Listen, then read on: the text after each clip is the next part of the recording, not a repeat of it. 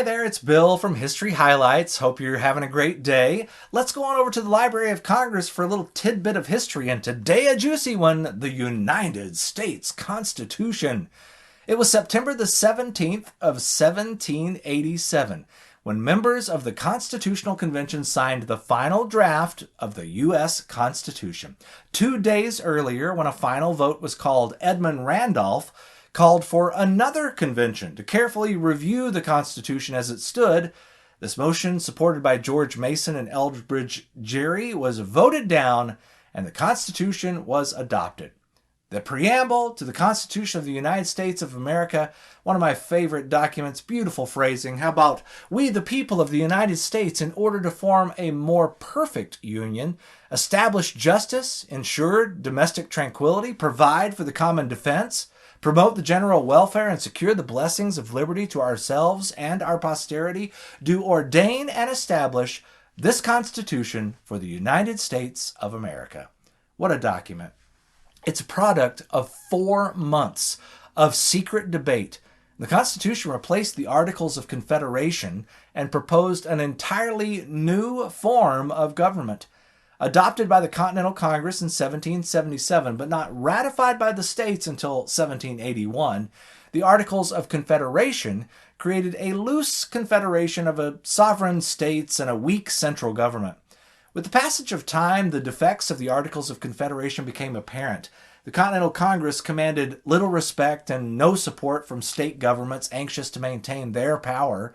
Congress could not raise funds, regulate trade, or conduct foreign policy without the voluntary agreement of the states. Events such as Shay's Rebellion, an armed uprising by debt-ridden farmers in western Massachusetts in 1786 and early 1787, exposed the weaknesses of the federal government and galvanized calls for revising the Articles of Confederation.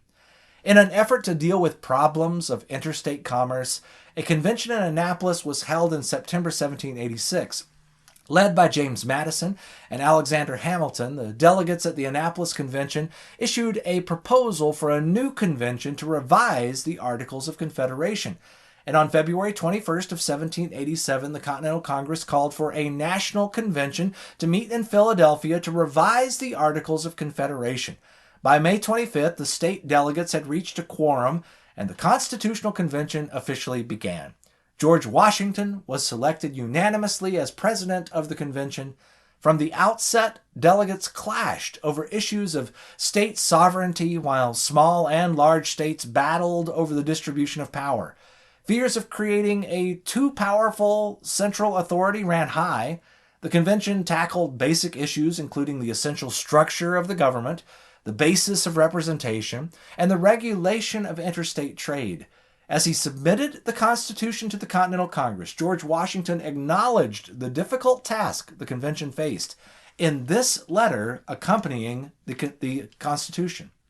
He wrote, "It is at all times difficult to draw with precision the line between those rights which must be surrendered and those which may be preserved.